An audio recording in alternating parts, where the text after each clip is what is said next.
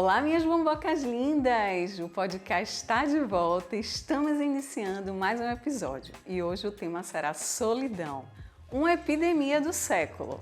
Portanto, é um sentimento que começou como algo ocasional e tornou-se algo crônico. E acabou assim invadindo a vida das pessoas.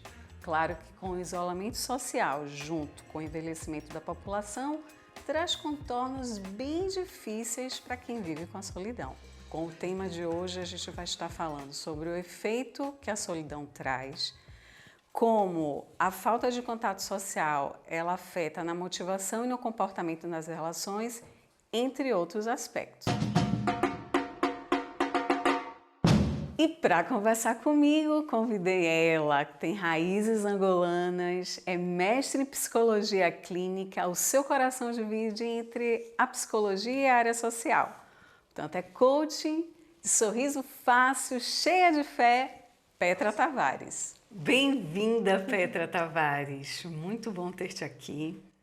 Já estamos em sintonia. É verdade, é verdade. Porque ambas com a mesma cor.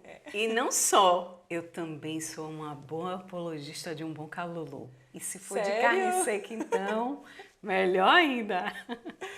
Então, vamos começar? Sim, em primeiro lugar, obrigada pelo convite e pela honra de poder participar e contribuir também de alguma forma. Eu que agradeço, querida. Então, vamos lá. Um dia você acorda sozinha. Você acredita que estar só é sinônimo de solidão? Não, porque há pessoas que podem estar sós e não sentirem solidão, há pessoas que podem estar rodeadas de imensa gente e mesmo assim sentirem solidão. Acaba por haver uma diferença, porque eu vejo estar só como um estado em que a pessoa está sozinha naquele momento, mas ela até pode estar sozinha e pode estar bem. Pode estar confortável, pode estar né? confortável, pode ser uma escolha dela naquele momento ela estar só, porque é uma necessidade que ela tem, mas mesmo assim não se sentir sozinha, não sentir aquela angústia, aquele peso, aquele sentimento negativo da pessoa estar com aquele peso dentro dela, de como não tenho ninguém me entende, ninguém me compreende, então acabam por ser duas coisas diferentes, que até vamos falar aqui ao longo do podcast. Então, conte pra gente aqui já começar informando as pessoas de casa, como é que surgiu a solidão? Bem, a solidão surgiu numa altura em que as pessoas começaram mais propriamente a olhar para elas do que para o nós. E digo isto porque a verdade é que todos nós precisamos de pessoas e todos nós precisamos de estar com alguém.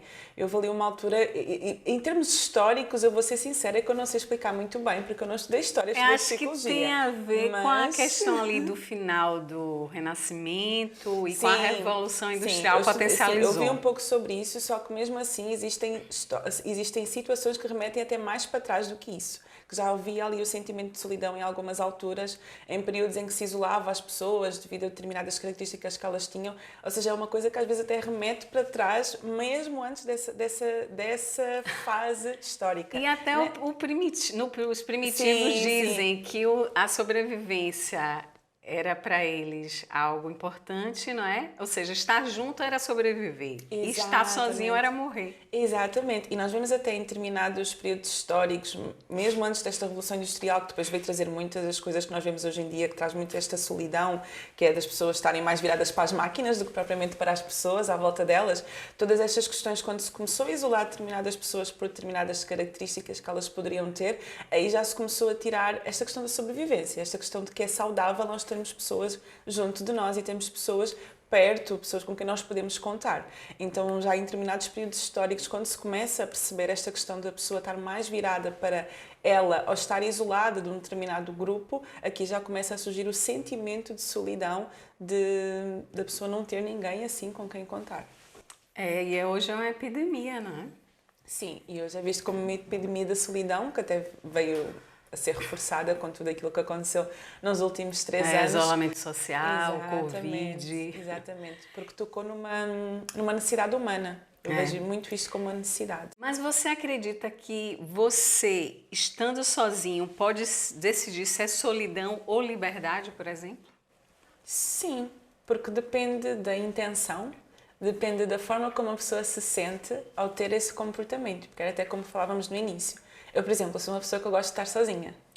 Eu gosto de ter Também assim, eu. um momento... Eu gosto das duas coisas, mas Exato. gosto também de estar sozinha. Eu sou a pessoa que gosto de estar sozinha na praia, que gosto de tirar uns dias sozinha para ir de férias, de estar só comigo, sem ninguém mesmo. A gente é o nosso amor. Sim, exatamente. Ponto final. E isso é muito bom. Quando eu me sinto bem com isso. Agora, já deixa de ser uma liberdade quando eu posso estar no meio de uma multidão, quando eu posso estar numa casa cheia de gente, quando eu posso estar no meio de imensos amigos, imensas pessoas e mesmo assim eu não me sinto bem. Aí já é uma coisa completamente diferente. Também, né? Exatamente. Então aí nós vemos se realmente é uma liberdade ou se até pode ser uma prisão, porque há pessoas que a solidão torna-se uma prisão, que mesmo ela tendo pessoas à volta dela que às vezes até querem ajudar, a pessoa parece que não consegue sair dali, não se consegue sentir enquadrada, não se consegue sentir bem onde ela está. Então aí nós vemos a diferença. Pois, mas é bom a gente frisar aqui que há aqui uma diferença Sim. do que é solidão do que é solitude. A solidão é um sentimento contínuo, subjetivo, individual, faz a gente parecer desconfortável. Sim. A solitude já é algo que a gente se Positivo. conecta com nós mesmos, nos sentimos confortáveis e digo tá tudo mais, ótimo. Eu acredito que a solitude é uma necessidade também. Porque há muitas pessoas que não sabem estar sozinhas. É. E também é algo que é muito importante, porque aqui entra a palavra equilíbrio.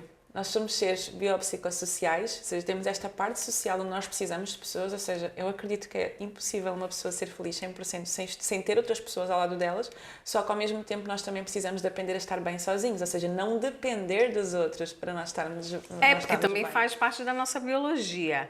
Só que eu acho assim, Petra, tanto a solitude como a solidão, ambas são fundamentais, não é? De uma certa maneira. Sim. Portanto, na sua opinião, sofre com a solidão quem não conhece a solitude?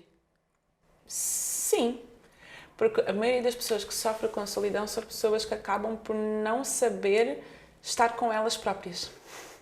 E a solitude acaba por ser eu conseguir estar bem comigo próprio e saber estar comigo. E não só a questão do autoconhecimento, de você se questionar o que é que te faz bem, o que é que te preenche, o que é bom para você, o que é que não é. É a gente passar por esse caminho do autoconhecimento, não é? Autoconhecimento é a base de tudo, principalmente na parte da saúde mental e da psicologia. Tanto meninas, vamos nos autoconhecer.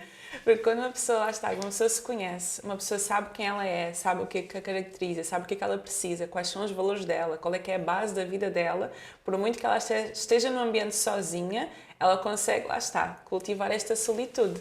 Isto depois também parte muito da autoestima, autoconfiança, existem imensos pilares aqui que podem influenciar ou impedir que a pessoa consiga desfrutar dela própria, desfrutar da companhia dela. Faz a gente conhecer também as nossas sombras, não é? Não é só as coisas positivas. Não. Até existe uma coisa engraçada que é as pessoas que têm mais tendência a sofrer com níveis mais elevados de ansiedade são pessoas que quando param, ou seja, quando estão sozinhas, por exemplo, assim, quando estão no período de férias, é quando mais ataca. Porquê? Porque é quando os pensamentos começam a surgir, as sombras começam a surgir e às vezes nesta azáfama da vida, quando nós estamos para cima e para baixo, nós não nos permitimos sentir determinadas coisas de quando paramos e estamos no silêncio e estamos sozinhos, aquilo começa a ser assim os monstrinhos que começam a atacar a nossa cabeça. Autoconhecimento é vida. Sim. Não é? E nós estarmos confortáveis com essas sombras também. Então, o que é que você sugere? A gente buscar livros, música, ver documentários, viajar, mas assim, nada disso é importante se você não for o seu melhor amigo, né? Não, porque, por exemplo, na pandemia, muitas pessoas sofreram com a solidão, com estarem isolados, porque estavam com alguém que não conheciam, que eram eles próprios. Então, muitas vezes, as pessoas ficaram sozinhas em casa e é do género, é como se eu estivesse sozinha em casa com um estranho, porque eu não sei quem eu sou, eu não sei o que é que eu gosto, eu não sei quem eu sou além do trabalho, além dos estudos.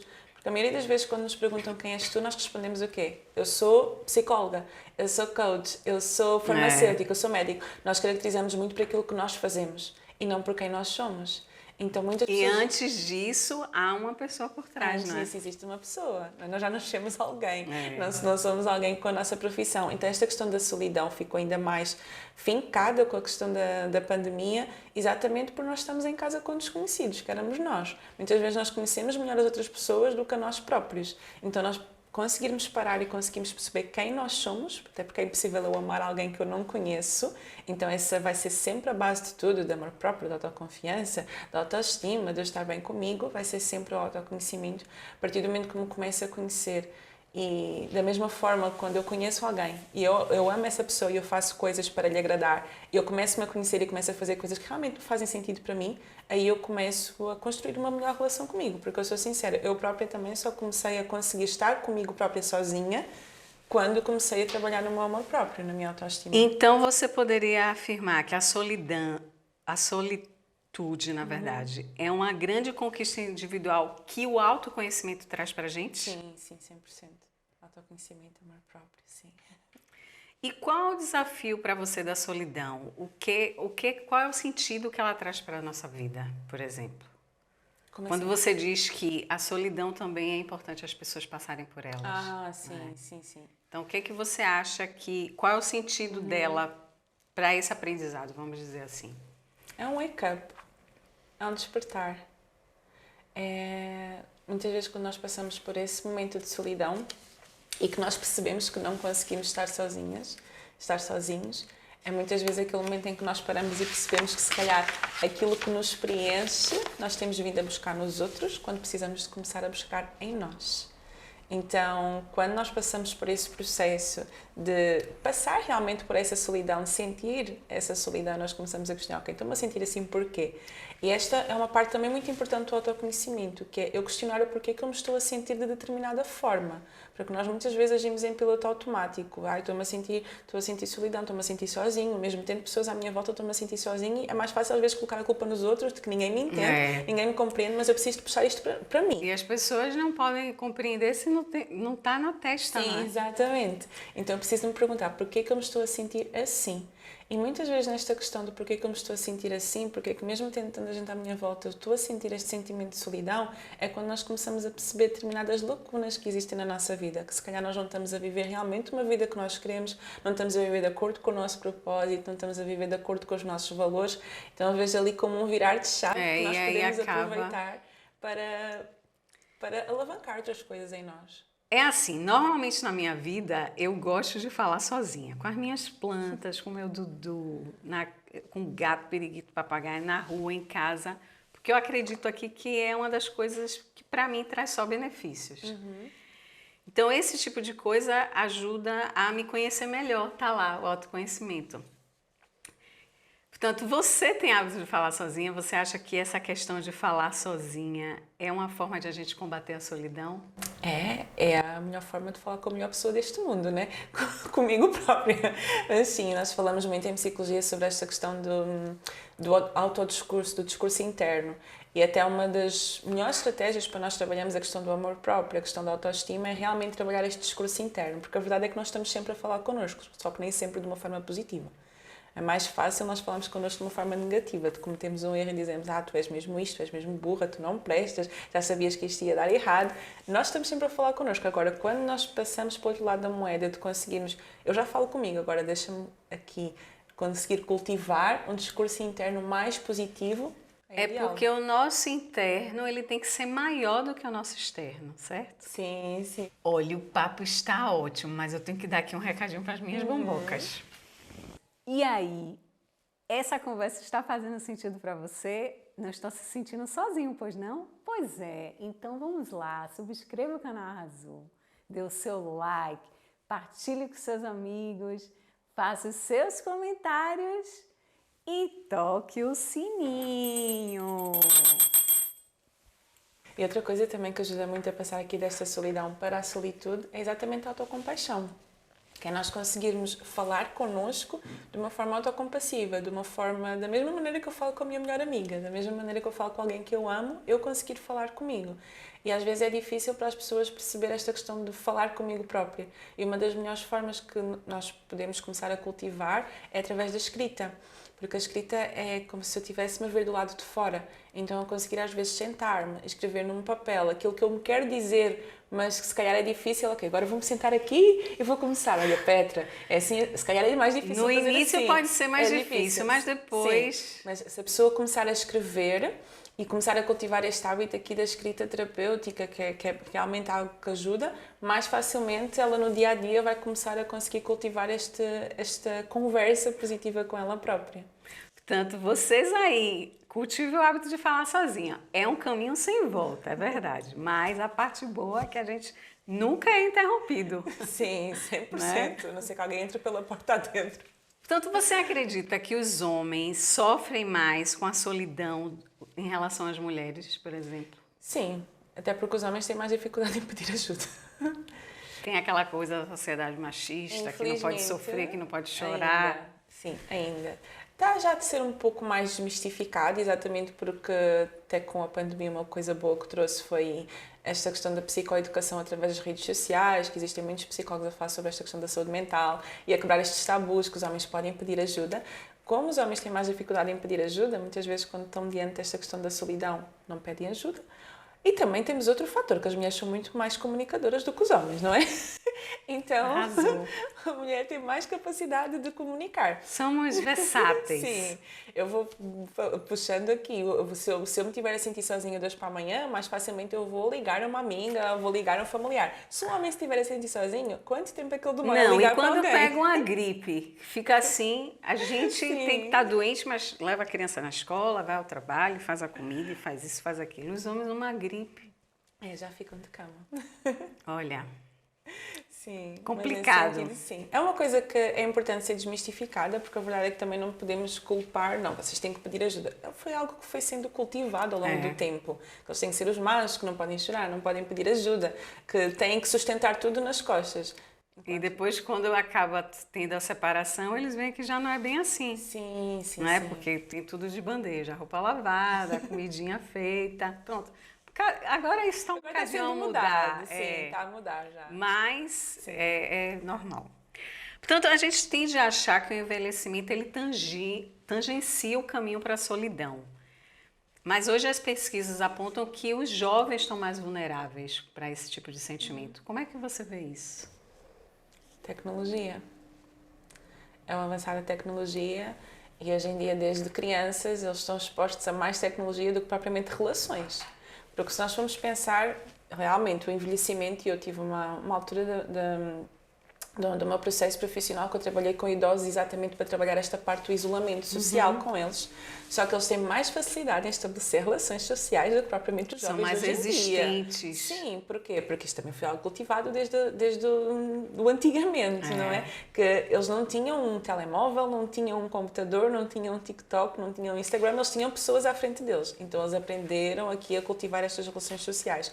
Hoje em dia, e falo por experiência profissional, às vezes eu apanho os jovens que não têm nenhuma perturbação mental, não têm nenhum déficit cognitivo, mas que não sabem estabelecer uma conversa social e não sabem estabelecer uma relação porque não é algo que está a ser cultivado e está a ser cada vez menos cultivado. E olhe que a gente vive no tempo mais conectado na história e é onde a solidão ela predomina, né? Conectado pelo Wi-Fi. Conectado pelo telemóvel. Acho que essa questão... Porque assim, somos seres de afetos, não é? E eu acho que essa coisa da tecnologia faz as pessoas se isolarem e acabam desconectando dessas relações sociais. E, ao mesmo tempo, vai trazendo essa questão da solidão. Porque, por exemplo, quando se fala de uma companhia online, nunca vai ser a mesma sensação de que está falando com as pessoas frente a frente, não é? Uma coisa física, presencial. O toque, o olhar, o carinho. Isso não é algo que o ser humano pode prescindir, isso é algo que é necessário. Lembrei-me agora de uma experiência esta experiência é muito falada na parte da psicologia, que foi feita que era com bebés, um grupo de bebés que recebeu afeto nos primeiros dias do nascimento e um grupo de bebés que não recebeu afeto. Eles tiveram que interromper o estudo porque os bebés que não estavam a receber afeto físico, eles estavam a começar a desenvolver determinadas coisas que mais para a frente ia ter consequências duradoras na vida deles. Interessante. Isto só mostra que o afeto, o toque, nós tocarmos das pessoas é importante e isto digital não nos dá. E os jovens ficam... Nada substitui o contato. Nada substitui o toque. E esta questão da era digital vai trazer muita coisa boa, mas ao mesmo tempo vai trazer esta ilusão de que nós temos muitas pessoas, mas às vezes nós não temos ninguém. É como os muitos seguidores, né? Que as pessoas, se calhar, em casa são extremamente solitários. Exatamente. Porque se precisar mesmo de trocar um pneu, por exemplo, sei lá, alguma coisa importante, sabe que não vai contar com muito poucos ou quase nenhum. Né? Exatamente. E depois acabamos por ver jovens que não têm destas relações, depois enquanto adultos não têm estas relações sociais e se calhar só têm estas relações digitais e depois ficam pessoas só posso usar a palavra bitoladas, que só ficam ali coladas no telemóvel. E ficando nesta questão das redes sociais, também é importante falar aqui sobre um ponto, que é, eu até posso sentir que tenho muitas relações estabelecidas, mas que são relações superficiais.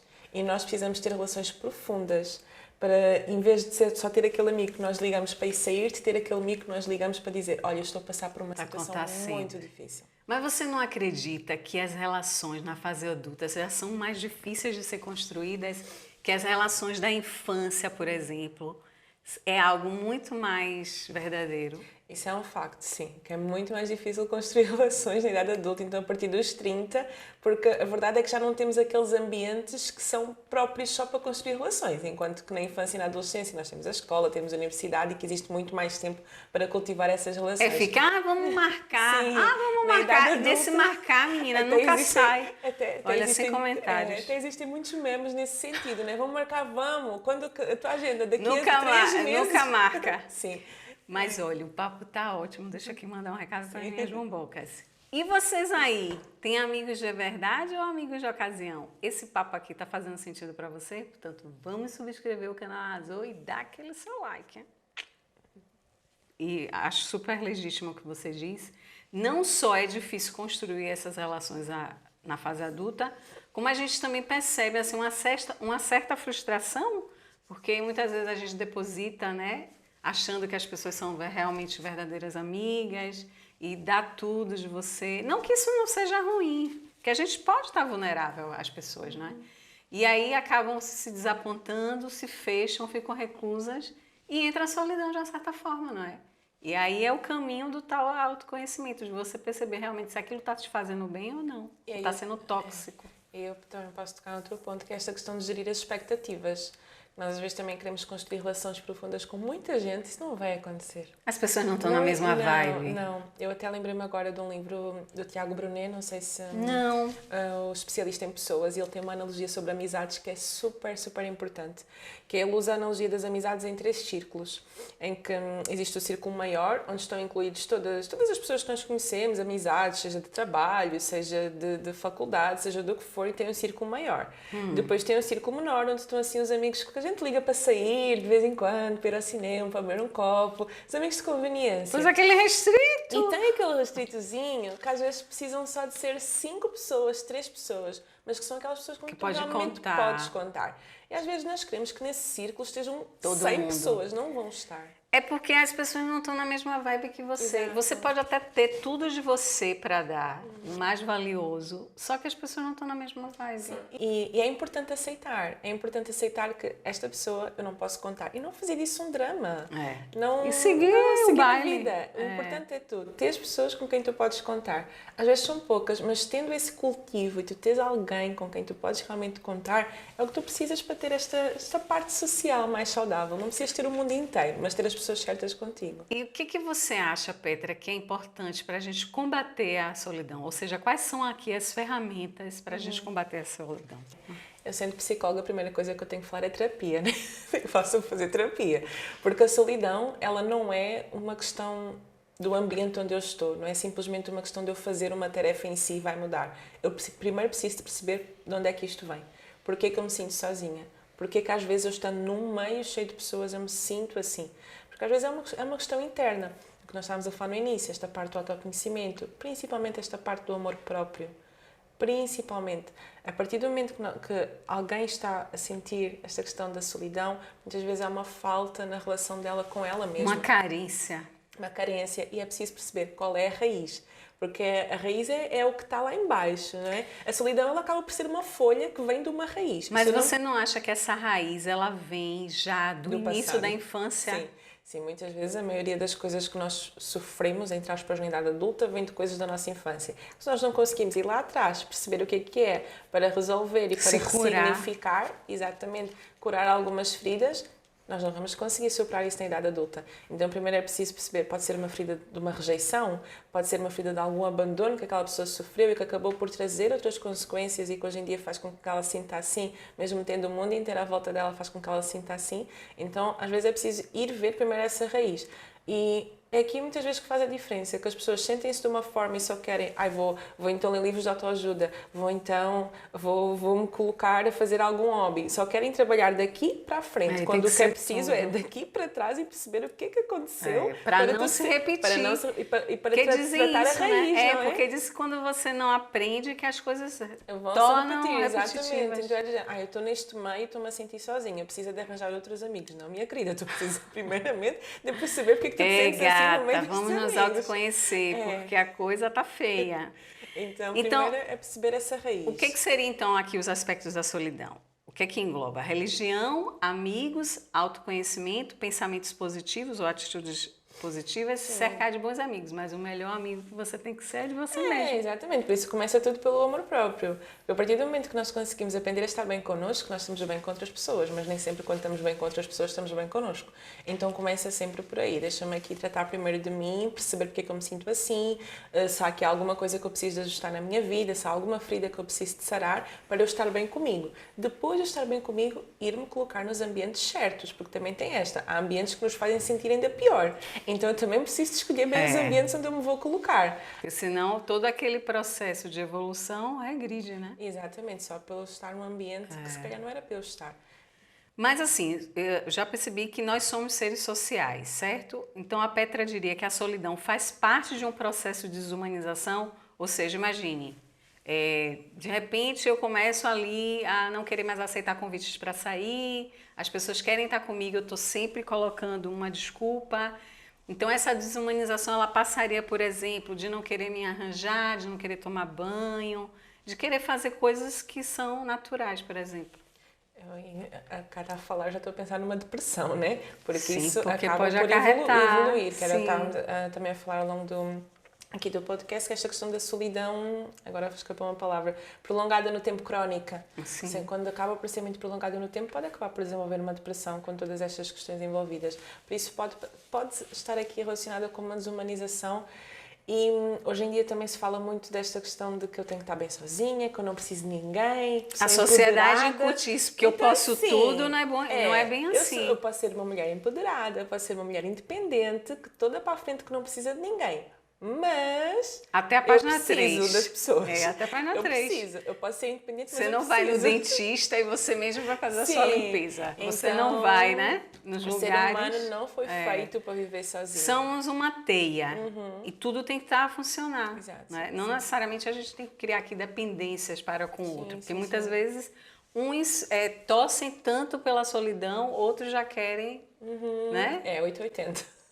Então temos que encontrar aquele que eu ser feliz sozinha antes de ser feliz com os outros, mas também saber que estar com os outros passa também pela minha felicidade. Certo. Você falou aqui da questão do estresse e da solidão crônica. De fato, quando não é tratada, pode levar à morte, porque já foi aqui estatisticamente comprovado que causa um envelhecimento mais rápido, torna suscetíveis doenças, a baixa de imunidade, mata mais do que 2 vezes mais que a obesidade, entre outras doenças. O que você tem a dizer sobre isso? 100%, sim. Até porque o emocional tem muito mais consequências e que nós às vezes não vemos. E isso é o que é às vezes o perigo. Porque às vezes é mais fácil nós vermos uma doença física, que está visível e nós tratamos, mas às vezes algo que é emocional, que é silencioso. E às vezes as pessoas não verbalizam, a grande maioria das vezes. E até nesta questão aqui de quando é algo prolongado no tempo que pode acabar por trazer outras consequências e até que ser algo mortal, nós até pegando no que estávamos a falar antes, esta questão da diferença dos homens e das mulheres, nós vemos os homens nesta questão da depressão, às vezes a cometer mais suicídio do que as mulheres. Porquê? Por esta dificuldade em pedir ajuda. É algo que se prolonga no tempo e por esta dificuldade em dizer, ok, eu estou mal, eu preciso de ajuda, não estou a conseguir resolver esta situação sozinho, acaba por ser algo realmente mortal. Quantos casos a gente vê de pessoas que se suicidam e as pessoas, não especifiquei nada, não identifiquei nada, que ela nunca me falou. Exato. Portanto, pessoal, vê que as coisas não estão bem, pede ajuda. Não hesite em contactar um profissional. Não é uma questão aqui de fraqueza, e sim de coragem. Valeu? Sim. E até pegando noutro detalhe, às vezes vemos uma pessoa à nossa frente que pode até estar a mostrar alguns indícios, seja pedir ajuda para nós, se nós nos sentimos assim, também estamos atentos a quem está à nossa volta, também é muito essencial. Pois é. Osho cita que se você conseguir ser feliz sozinho, você descobriu o segredo da felicidade. É possível ser feliz sozinho? Eu não. Eu não acredito que seja possível ser 100% feliz sozinho. É base eu conseguir ser feliz sozinho, sozinha e ter alguém para agregar à minha vida, mas não acredito que seja 100% possível. Vou voltar a reforçar, nós somos seres biopsicossociais. Tem a parte social ali no meio. Por isso, antes de querer ser feliz com alguém, até vemos isto muito em relacionamentos. Para ser feliz eu quero ter aquela pessoa. Aquela pessoa é que me faz feliz. Não. Tu primeiro precisas ser feliz sozinha. Tu primeiro precisas ser feliz sozinha para depois teres alguém para te completar. Mas não é por tu seres feliz e já estás bem, empoderado, independente e tudo mais, que te vais isolar das pessoas porque não precisas de ninguém. É aquela velha máxima, você precisa de alguém para transbordar, porque você já é por si exatamente. só, né? Exatamente. Mas a ver? Então, olha, adorei esse bate-papo. Foi muito bom ter te aqui, aprendemos bastante. Acho que as minhas bobocas de casa também. E espero te ver em outros episódios, tá bem? Muito obrigada. Obrigada. Foi um prazerzaço ter-te aqui. Muito Espero obrigada. te encontrar aí pela vida fora, tá bem? Obrigada. Um beijo, tudo de bom. E obrigada por ter aceito o convite.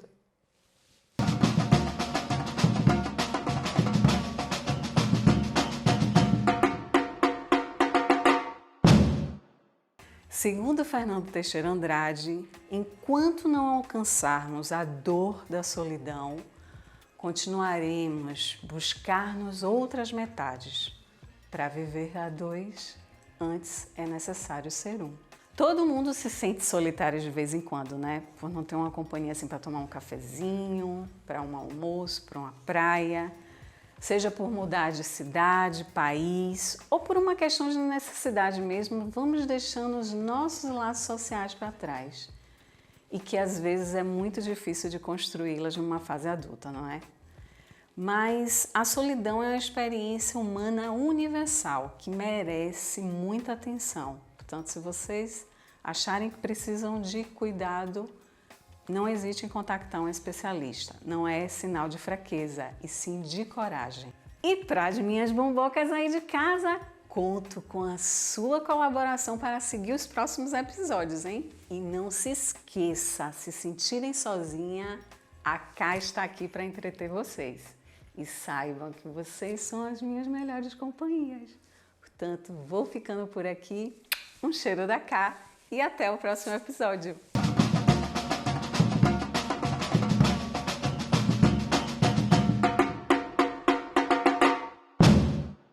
E para termos aqui um bate-papo bem mais doce, temos aqui uma parceria incrível com a Doçuras da Lorena, essa linda que faz bolos maravilhosos. Tem que conferir.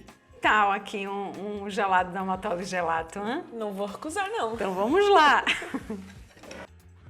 Muito bom mesmo. E olhem que eu sou esquisita com a comida. É? Ah, minha filha, aqui no podcast só coisa de qualidade. Perdi toda. Desculpa lá. Era para falar mestre em psicologia química. Como diz o Fernando Teixeira Abreu... Ai, é Andrade. Posso continuar? Porque eu vou ver nas suas reações. Eu fico sem saber se eu estou fazendo certo.